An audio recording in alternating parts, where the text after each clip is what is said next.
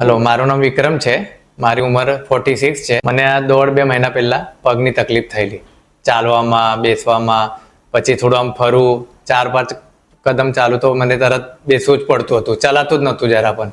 એટલે કંઈ કામ ના થાય, બેસી જ રહેવું પડે. થોડું ચાલુ, પછી રાત્રે ઊંઘ ના આવે, 8-8 એટલો દુખાવો થતો. 2-3 દવાખાને બતાવ્યું, જમનાભાઈ છે એ 2-3 દવાખાને બતાવ્યું, પણ કંઈ ગોળીનો ફરક ના પડ્યો.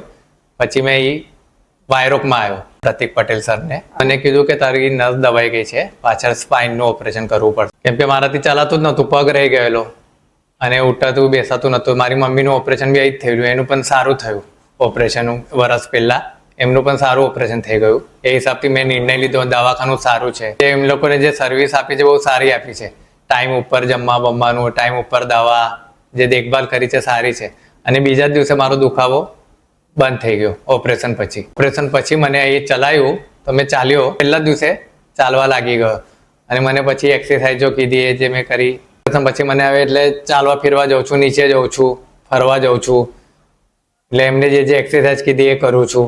એટલે પહેલા મને આમ ચલાતું પણ નહોતું જરા પણ, કે બેસાતું નહોતું, ઉઠવામાં તકલીફ થતી હતી. હવે બધું મને એટલે ક્લિયરલી થાય છે બધું.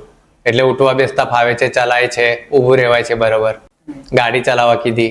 હોસ્પિટલ સારું છે, અહીંનો સ્ટાફ સારો છે, ઓપરેશન સારા થાય છે, એટલે કંઈ તકલીફ નહીં થતી. સારી રીતે સર્વિસ મળે છે, ઓપરેશન સારું છે, બધાની બોલચાલ સારી છે. સ્પાઇનના ઓપરેશનથી જે ગભરાય છે એમને ગભરાવાની જરૂર નથી. આ નોર્મલ ઓપરેશન છે. જે લોકોને લાગે કે ભાઈ આ થશે એ થશે, એ કંઈ નથી. 2 દિવસ દુખાવો થશે ને પછી સારું થઈ જશે. એવું કંઈ ગભરાવાની જરૂર નથી. નોર્મલ ઓપરેશન છે સ્પાઇનનું.